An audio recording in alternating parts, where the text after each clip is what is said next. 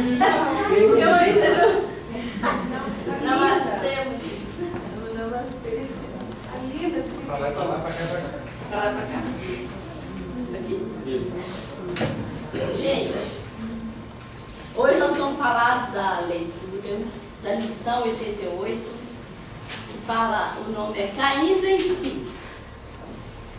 Essa leitura, ela vai nos falar sobre aquela parábola do filho pródigo, quando ele se arrepende, né, quando ele deixa a casa do pai e vai em busca das suas aventuras, das suas convicções, né, e depois ele cai no arrependimento e volta para a casa do pai. Então Emmanuel descreve para nós hoje vários personagens do Evangelho que fizeram também, né, a mudança de consciência, que caíram em si e voltaram para corrigir, né, os erros. Então vamos começar. Quem pode me ajudar a ler o texto? Este pequeno trecho da parábola do filho pródigo vai correr, a imagem correu. Correu? Volta. Volta. a imagem. A imagem Só temos isso. Vai mesmo. E aí? Não deu. Que pena, hein?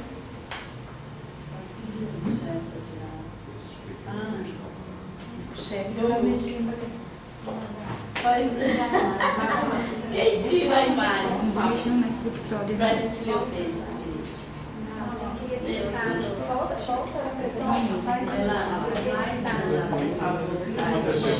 A imagem correu antes no primeiro A slide. imagem correu. Tá, te deixa ele Ela mexer. tá com o tempo, não? É a primeira. Tá com o tempo, não? Não, correu. Volta para a primeira para você ver. Não, tá voltando. Olha lá, viu? É. A não ser que ela esteja com o tempo. Ô, louco. Essa apresentação já contar, Não, a imagem correu, tampou o texto antes. Só tem que arredar a imagem um pouquinho, diminuir ela um pouco. É só uma apresentação. É assim mesmo, gente, no improviso sempre acontece, né? A gente ensaia direitinho, mas chega aqui na hora, sempre tem algumas coisinhas que não saem muito bem, mas isso é bom pra gente, que a gente descontrai, né? Conversa um pouquinho, relaxa, né? Enquanto os universitários vão nos dando uma colaboração. Ela, galera, já trabalha mais. Não tem jeito não, antes vão correr. Valeu, chefe. Agora deu? Deu. Quem estava começando a ler?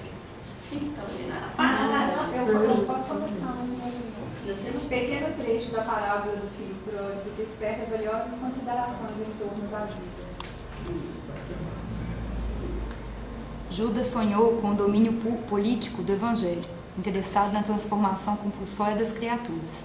Contudo, quando caiu em si, era demasiado tarde, porque o divino amigo fora entregue a juízes cruéis. Outros personagens da Boa Nova, porém, tornaram a si a tempo de realizarem salvadora retificação. Maria de Magdala pusera a vida íntima nas mãos de gênios perversos. Todavia, caindo em si, sob a influência do Cristo, observa o tempo perdido e conquista a mais elevada dignidade espiritual por intermédio da humildade e da renunciação. Pedro, intimidado ante as ameaças de perseguição e sofrimento, nega o mesmo divino. Entretanto, caindo em si, ao se lhe deparar o olhar compassivo de Jesus, chora amargamente e avança resoluto para a sua reabilitação no apostolado. Paulo confia-se à desvairada paixão contra o cristianismo e persegue, furioso, todas as manifestações do evangelho nascente. No entanto, caindo em si, perante o chamado sublime do Senhor, penitencia-se dos seus erros e converte-se num dos mais brilhantes colaboradores do triunfo cristão.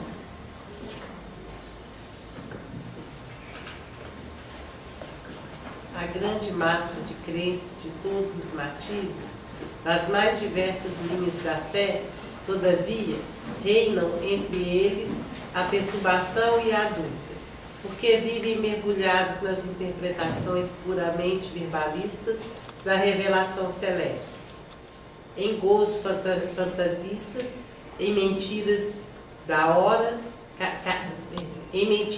hora carnal ou imantados à casca de vida a que se prendem desavisados. Para eles, a alegria é o interesse imediatista satisfeito e a paz e a sensação passageira do bem-estar do corpo e de carne, sem dor, a fim que possamos comer e beber sem sofrimento. Cai com tudo em ti mesmo, sob a bênção de Jesus, e transferindo-te então da inércia para o trabalho incessante pela tua redenção, observarás, surpreendido com a vida, como a vida é diferente. Ok? Então vamos voltar lá.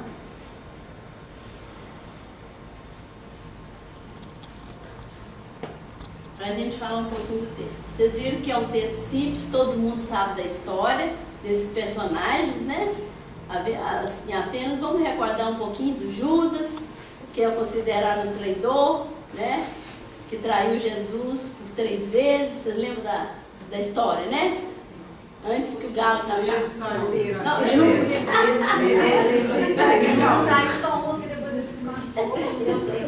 Me ajuda os universitários. Está testando que esse pessoal sabe. É porque assim, o estudo é bom porque todo mundo revive aqui o que já aprendeu, né? E se a gente esquece, Você só quis ver se tem tá lá os dentro, companheiros que vai nos lembrar das já passagens, aprendeu, né? já viveu, né? Então, eu já vivi muito isso, né? Já estava na época, vivi bastante essas situações.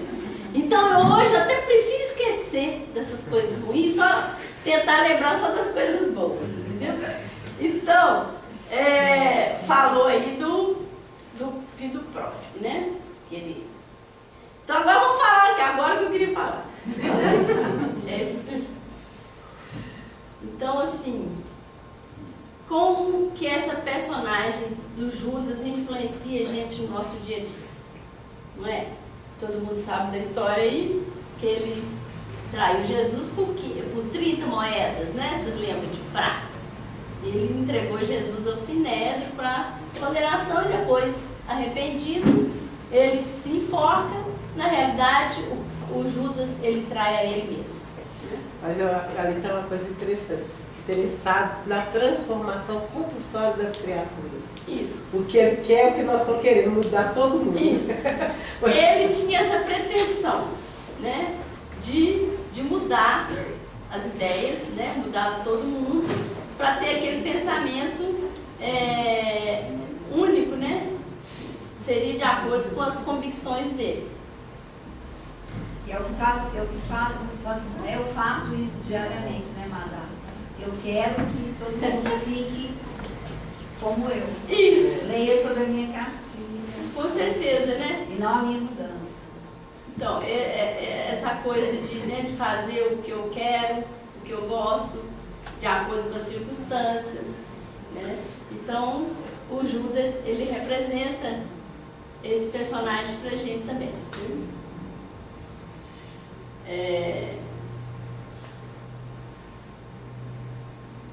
O fim dele, né, como eu falei, ele se enfoca, né? De tanto arrependimento, ele se enfoca. Agora vamos para Maria de Magdala. A Maria de Magdala, todo mundo também está cansado de ouvir a história de Maria, né? De Magdala. Magdala era uma região muito bonita da Galileia, encravada nas montanhas à beira-mar. E era onde existia vários castelos. Era um povoado de gente muito rica, de muito poder, né, político, econômico. E a Maria de Magdala tinha um palácio, ela tinha um palacete. Então, ela se transforma, desde já adolescente, tinha um corpo muito bonito, era muito exuberante. E quando ela vê essa situação, ela começa a se prostituir. Então ela fica famosa na região, porque todos a visitam, assim, os políticos, né, a classe alta, todos frequentam a casa de Maria de Magdala. E ela tinha muitas escravas, então ela vivia, né? A professora está falando menos. Então, vamos falar mesmo da Magdala, né? E depois a gente volta um pouquinho para a gente fazer uma síntese de todos. Pedro, né?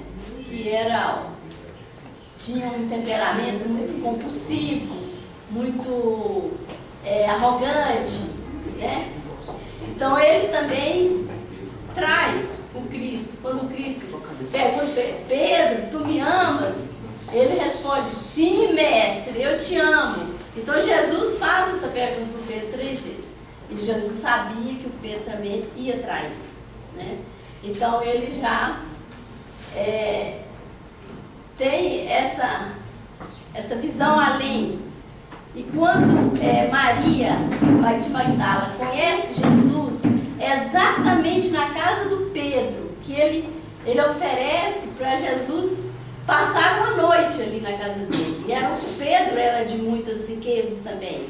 Ele era de muita abundância. Então, quando Maria vai a ele lá, convidada pelo mendigo que chega na casa dela, convida e tal, Maria vai conhecer ele. E quando ele chega na casa do Pedro, Pedro já mostra uns ciúmes. Então já é uma personalidade ciumenta. Quando Maria chega e encontra Jesus, ela se transforma já. E o Pedro fica meio enciumado, porque Jesus não sabia que era Maria naquela região. Ele estava passando por ali. E o Pedro já sabia da fama, da reputação da Maria. E ele fala, mestre, essa mulher, né, é a mulher da vida. E o Jesus responde para ele de uma forma muito sublime, né, que isso ali não teria problema. Então, quando a Maria chega humildemente aos pés de Jesus, ela chora aos pés e lava os pés de Jesus na casa do Pedro, que até então nem tinha oferecido água para Jesus lavar nem as mãos, muito menos os pés. Então a Maria pergunta para Jesus, mestre, o que tenho eu? O que eu posso fazer para me redimir? E ele fala assim, amas as criaturas, amas os teus filhos. E ela fala, mestre, mas eu não tenho filhos. E ele fala assim, ama os filhos das outras mães, as crianças abandonadas. Aí foi já o começo da redição da Magdala. Paulo, né, todo mundo sabe também que era um senhor da lei, né, um doutor da lei, cobrador de impostos, romano, que também tinha uma posição muito elevada na sociedade. E ele combatia bravamente o evangelho. O evangelho estava surgindo, o evangelho nascente. Então ele combateu o tempo todo os cristãos, até o momento que ele, né, na estrada de Damasco, ele sente uma luz muito forte que o cega nessa estrada. E escuta uma voz que era Jesus e fala assim, Saulo, Saulo, por que me persegues? Aí ele percebe que era Jesus ali na frente dele, mesmo cego, no seu íntimo, no seu coração. Aí ele cai por terra e aí começa a sua retificação também, né, da sua postura diante do Cristo e dos cristãos. Aí, como a história conta, aí ele começa a construir as igrejas, edificar, divulgar o evangelho por toda a região e por aí afora. Isso aí está falando da grande massa, né? Que vivemos numa grande ilusão, né? Que estamos muito, mas assim, vivendo a vida na carne, né? No gozo, nas bebidas, na comida, e esquecemos que nós somos um espírito, uma alma, vivendo uma experiência no corpo. Então, essa grande multidão que nós conhecemos e que nós éramos de lá e que agora já estamos aqui, já estamos saindo um pouco da multidão, não é, Túlio? Então já estamos aqui fazendo o nosso EON, né? Nossa mudança, nossa transmutação. Então, isso. Então, aí o Cristo nos dá uma mensagem muito bonita. É quando a gente cai, né? Quando a gente toma consciência do que somos verdadeiramente. Né? Não é essa ilusão que a gente vive, passageiros, prazeres passageiros. Mas ele fala que quando a gente toma consciência, que a gente vê a luz divina, aí a gente vai viver uma paz eterna, que o nosso espírito vai viver eternamente. Então, como temos que, a nossa instrução aqui do grupo não é verbalizar o Evangelho, mas trazê-los para mim, né, para dentro de mim, para o meu íntimo. Então, eu quero fazer uma reflexão, mas quero que vocês não acreditem em nada que eu vou falar aqui. Entende? Vocês continuam nas suas convicções, mas o que eu queria só dizer que para mim, assim, me tocou a postura desses personagens. Atualmente a gente tem muitos personagens também que a gente pode se espelhar, né? Temos aí Chico Xavier, um dos homens do século XX, que deu a sua vida também pela caridade, pelo amor. Então, como ele cita no Evangelho aqui, então eu queria fazer essa reflexão. Eu fiquei pensando, o que eu tenho dentro de mim? De Judas, né? As minhas polaridades, quando eu estou estagiando positivamente em Judas e quando eu estou na polaridade negativa de Judas. Então eu fiz essa reflexão. Quando eu estou me traindo a mim mesmo, quando eu estou me boicotando, toda essa abundância que o divino, que Deus me deu, que Deus me criou, quando que eu estou me traindo a minha encarnação, a minha existência. Então eu estou traindo o meu ego, a minha personalidade. Então eu fiz essa reflexão. E quando eu estou estagiando na polaridade positiva de Judas, quando eu reconheço, né? Quando eu reconheço essas minhas virtudes, essa coisa boa que eu tenho dentro de mim, quando eu sou capaz de me arrepender, de voltar um pouquinho para o meu lado divino, deixar um pouquinho esse meu ego tão inflado, essa personalidade tão cheia de falhas. Então, isso eu tenho dentro de mim essa polaridade também. Depois vem as polaridades de Pedro, né? Quando eu estou estagiando no negativo do Pedro, né?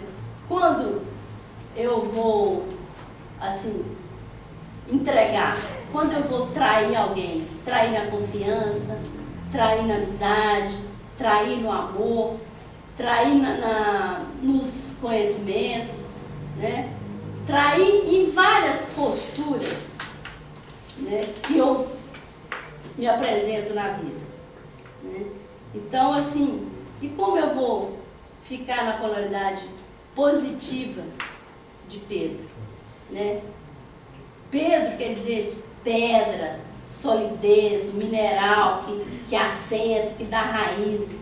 Então, quando eu estou nisso, quando eu estou, sabe, centrada nos conhecimentos divinos, na minha vida, na minha intimidade, que eu estou centrada nas minhas mudanças íntimas, não apenas nas minhas aparências, né? Então, isso é uma polaridade também de Pedro, né? De não querer, sabe, seguir aquele pensamento dele, de dar liberdade para o outro, respeitar o ponto de vista do outro, né? Respeitar as convicções de cada um. Então, essa é a polaridade que eu estou estagiando do Pedro também. E agora vem as polaridades de Paulo. Quando eu sou Paulo, quando eu manifesto, né, esse combate é um conhecimento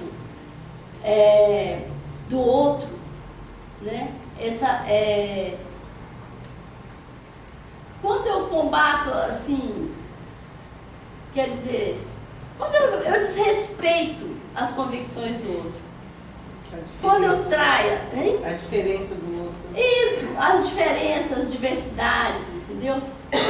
Também, Paulo, e quando eu estou estagiando no positivo do Paulo, quando também eu me vejo que eu também não sou nada, que eu sou igual a todos, que nada, sabe, vai me elevar muito, nem meus títulos, nem minhas riquezas, nem meu conhecimento, da minha sabedoria, porque o Paulo aplicava a lei para o outro, mas para ele não. Então, quando eu estou aplicando a lei para mim, quando a lei é íntima para mim, e quando para mim não existe lei, mas para o outro existe, até quando eu vou cobrar do outro coisas que eu ainda não tenho condições de dar, né? Essa é uma polaridade do Paulo também. E para finalizar, a polaridade de Magdala, que essa é fantástica. É considerada pelo Evangelho a renovação mais sublime que teve, né? Porque ela renunciou à luxúria, ela renunciou à sensualidade, ela renunciou ao sexo, ela renunciou às grandes ilusões do corpo. Então, assim, a polaridade positiva de Magdala, de Maria de Magdala, é quando manifesta a polaridade feminina em mim, a sensibilidade, né? O acolhimento, a maternidade, né? Quando eu passo segurança, quando eu passo amor para as pessoas, não importa se elas estão perto, se elas são da minha família, consanguínea, mas a Magdala, ela se transformou nisso, ela se transformou uma curadora, né? Depois que ela fez as retificações da inovação, renunciou a tudo, ela foi cuidar dos leprosos, ela foi cuidar dos cegos, né? Dos pobres, dos oprimidos. Então, assim, essa é uma postura de Maria. E também ela teve muita ajuda de Maria de Nazaré, a mãe de Jesus. Quando ela viu que o corpo não estava lá, ninguém acreditava muito nela, ela chegou perto de Maria de Nazaré, Maria acolheu e falou assim: eu acredito em você, minha filha. E aí, Maria era só luz também. Então, Madalena, ela aprendeu muito com a Maria. Então, assim, e no fundo, ela também ela foi para a ilha lá dos imundos, depois ela jogou tudo pela janela, tudo que ela tinha, as joias, roupas, objetos de artes que ela tinha, tudo no seu castelo.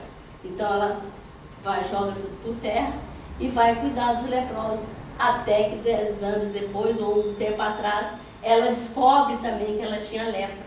Ela toca no corpo dela com uma pedra inocente.